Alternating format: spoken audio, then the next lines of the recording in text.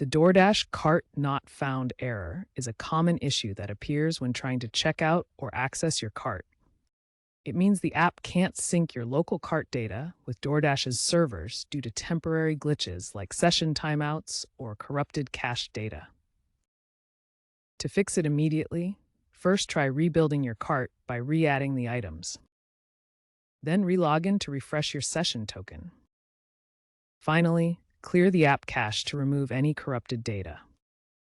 These 3 steps resolve 90% of cases. This error is generally an app instability issue, not an account problem, so quick user-end fixes are usually effective.